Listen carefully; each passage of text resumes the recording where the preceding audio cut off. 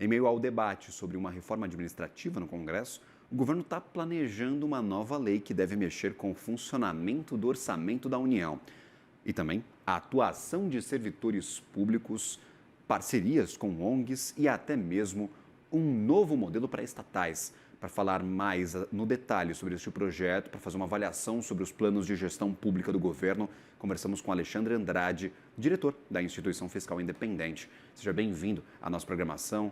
É um prazer tê-lo por aqui. Bom dia, Gabriel. O prazer é meu.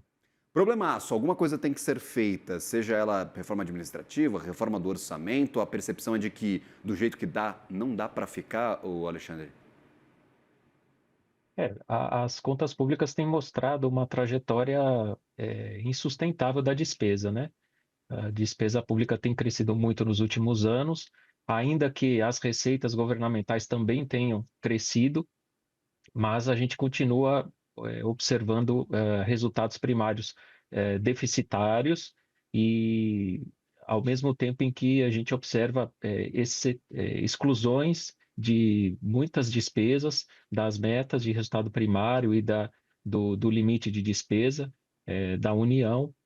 Então, medidas que venham ao encontro de limitar esse crescimento da despesa para que o governo consiga reverter os déficits em superávites são muito salutares, eu diria.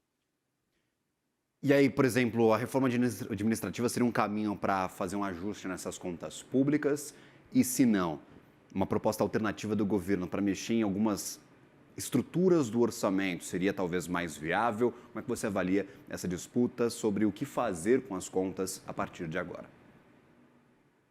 Do ponto de vista da despesa pública, a reforma administrativa acho que teria impactos relativamente limitados, ainda que aqui na Instituição Fiscal Independente não tenhamos feito cálculos a respeito desse impacto, mas a nossa percepção é de que, para efeito de contenção da despesa, a reforma administrativa não, ela teria muito mais um efeito sobre aumento de eficiência da prestação dos serviços públicos, quanto propriamente de contenção da despesa.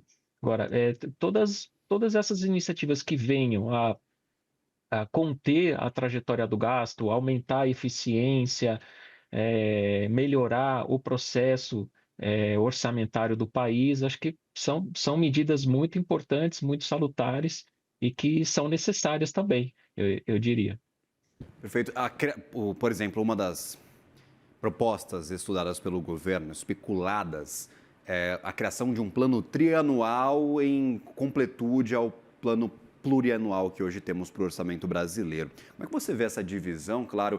E um dos problemas que chama bastante atenção, que são aqueles restos a pagar, que são sempre encaminhados à execução no ano seguinte e acabam pressionando bastante as contas públicas. Porque o que a gente vê efetivamente é que o governo tem dinheiro para gastar, são 3 trilhões de orçamento, mas está tudo meio que carimbado, não tem meio para onde correr. Acho que esse tipo de medida, como o orçamento trianual, ele traz hoje para o processo de gestão orçamentária o impacto que os exercícios seguintes terão para o processo orçamentário atual, seja quando se pensa na criação de uma despesa, ou na renúncia de uma receita, né? Que isso também é importante, que se traduz, quando ocorre uma perda de arrecadação, ocorre também uma perda de resultado primário e, consequentemente, um aumento do endividamento. Então, acho que esse tipo de iniciativa caminha na direção de se aumentar a eficiência, levando-se também em consideração o impacto que os anos seguintes terão sobre o processo orçamentário hoje. Em relação aos restos a pagar, como você mencionou, hoje o que nós temos é um volume muito grande dessas despesas que concorrem com o espaço orçamentário atual para a execução das despesas, e os restos a pagar acabam virando um orçamento paralelo e de difícil gestão. Então, um equacionamento para essa questão também seria bastante salutar, porque isso aliviaria e melhoraria o processo orçamentário, a gestão orçamentária dos exercícios à frente. Nestas propostas que estão sendo especuladas, estão sendo desenhadas, você enxerga alguma que tenha um efeito corretivo para esse orçamento, que coloque a gente nos trilhos novamente, já que a questão fiscal brasileira parece ser um grande problema, e isso já vem sendo alertado pela IFE há bastante tempo? Olha, eu acho que idealmente, né, é difícil falar, não existe uma bala de prata, né? Acho que a gente teria que falar aqui em um conjunto de medidas para resolver a atual trajetória, né, das contas públicas. Mas do lado da despesa, por exemplo, acho que seria muito importante se pensar em avançar nas desvinculações, olhar o gasto obrigatório e reformar esse gasto obrigatório, que hoje ocupa um espaço orçamentário muito grande, mais de 90% do orçamento é destinado a despesas obrigatórias, sobra um espaço muito pequeno para as despesas discricionárias, que são as despesas de livre manejo por parte do governo. Medidas que aumentam a eficiência, né, como eu falei, então, levando-se em consideração o impacto que as decisões tomadas hoje trazem para os próximos exercícios, isso faz parte de todo um arcabouço de medidas de boas práticas internacionais que poderiam ser adotadas no processo orçamentário brasileiro. Hoje, via de regra, a gente não tem isso no processo orçamentário. Quando se pensa na criação de uma despesa, avalia-se o impacto apenas no exercício subsequente, sem levar em consideração se essa despesa vai ser obrigatória de caráter continuado ou não. Sendo uma despesa de caráter continuado, vai exigir fontes de receita para financiamento dessa despesa nos anos seguintes. Hoje a gente não tem muito, não observa esse tipo de prática no nosso processo orçamentário.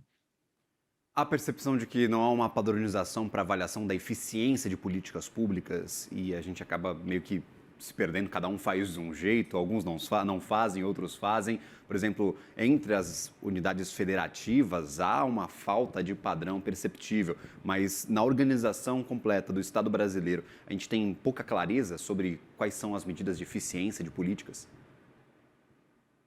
Eu diria que hoje, no processo orçamentário brasileiro, nós é, temos muito pouco desenvolvidas essas práticas de avaliação da eficiência do gasto, da qualidade do gasto. Por aí poderia ser também explorada uma frente importante de revisão dos gastos, avaliação de políticas.